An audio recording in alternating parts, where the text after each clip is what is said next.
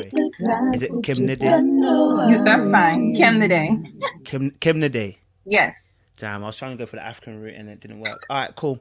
Kemnede, I want you to give us your experience of colorism, whether it's colorism, featureism, texturism, whichever you feel like. But I want you to give us your experience and going forth. So I'm gonna exit the route here for you. Go for it, go.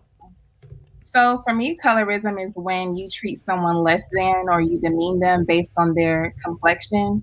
For me, I've had a unique experience. So I've been the darker person in the group and I've been the lighter person in the group. When I was the deepest, rather than darker, the deepest complected person in the group, I was pretty much treated like a ghost. No one paid me any type of attention, men and women. It was like I was a speck on the wall. Nobody saw me.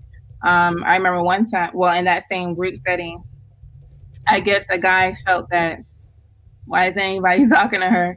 So I guess out of self-pity, he came to speak to me. But at that point, I was like, I don't even want any type of, I don't want to entertain anybody because I didn't see the reason for people not to give me any type of regard.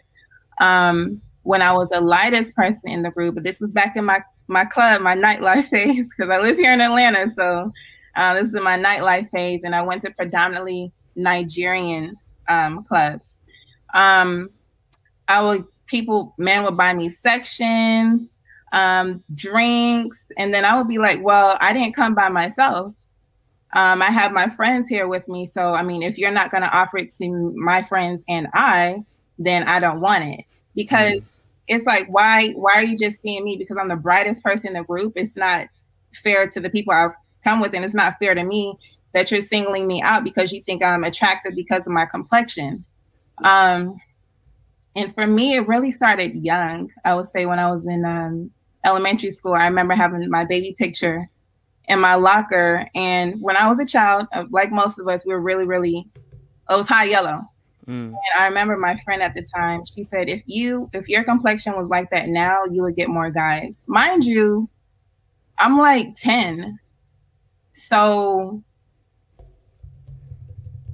that really hurt. I went through, and I'm just gonna be very honest. I went through a phase where I actually bleached my skin. I used to use fair and white. And then I remember one of my uncles, he was looking at my face and he was like, "Are you bleaching your skin?"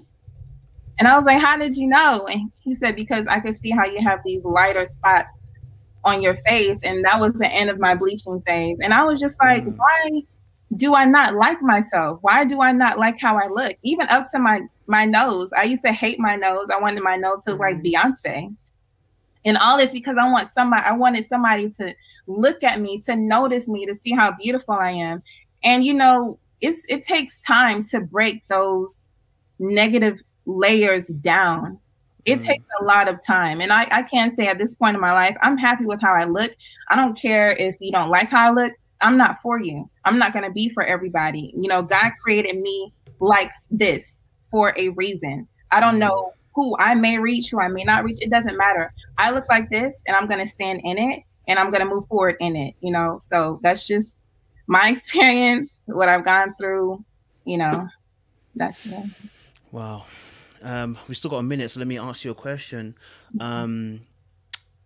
Obviously, when it comes to this colorism issue, the difficulty always becomes that it becomes quickly light and dark.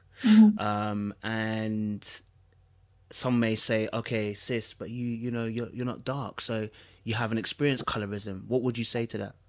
I'm like, I have. Just because I may not look dark to you, I may be dark to somebody else. Everything is perspective. Okay, everything is perspective. People have deep-rooted issues or deep-rooted ignorance, as I like to say. We don't know people's upbringing. So as they grow up, they may have seen someone that looks like me, and we're told that someone my complexion is dark. I mean, I used to have a teacher that called me paper bag brown, and I was like, what does that mean? Like paper bag brown? Being Nigerian, being a Nigerian American is a struggle. It was more of a struggle when I was younger. because it's just like, well, you're African, you're not American, you're not this, you're not. It's always like, you're not this, you are that, you're not this, and it's like, where am I supposed to land in all of this? But yeah, I mean, it depends on the perspective of the individual. Some people think I'm light, some people think I'm dark.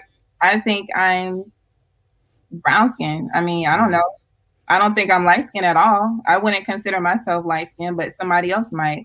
So just everyone's perspective. I mean, I'm not gonna sit here and say I'm light skinned, because to me, I'm not. I get what you're saying. I appreciate it, sis. Thank you very much, Kim Nede. You tried, girl. You tried. I tried, didn't it? I tried. I'll sleep people's names. I'm so sorry. Thank you so much. I appreciate that, sis. I appreciate that. All right, cool.